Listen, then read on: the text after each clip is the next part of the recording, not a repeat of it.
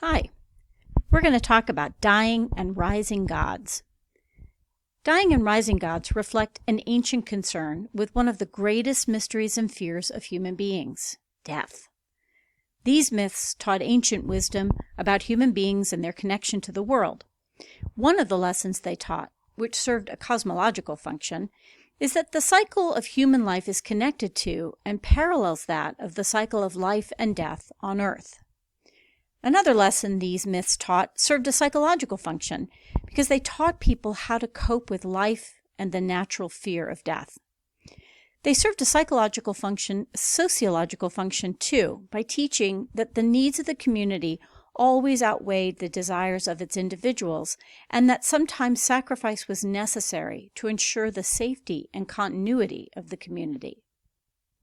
Finally, dying and rising gods serve metaphysical functions as well, in teaching ancient people that with life comes death, and with death comes rebirth and renewed life, and that both are necessary, even as humans tend to fear one and embrace the other. So the painting that you're looking at on the first slide of this lecture is by Edward Burne-Jones. He was a member of the pre-Raphaelite Brotherhood in England in the late 19th century. The painting portrays a dead King Arthur, King of the Britons, laid out on a bier, surrounded by women, including Queen Guinevere.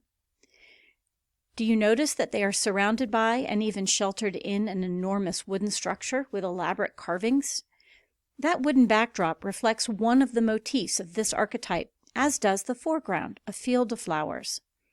This is because King Arthur was a dying and rising god in medieval British mythology, and as such, he symbolized plants and trees, which both die and are reborn with the seasons. This myth symbolized the ancient history of Great Britain and reflected the idea that, like Arthur, England would restore a golden age of peace and prosperity. It also reflected a Christian idea, like that of the death and resurrection of Jesus. When this painting was created, Great Britain was challenged by other superpowers in the world, the United States, Germany, Russia, in its attempt to create a worldwide empire. So this myth became very popular again in the late 1800s because it reassured English people that their heritage and power could never be destroyed. So let's start taking a look at some of the ancient myths from your reading.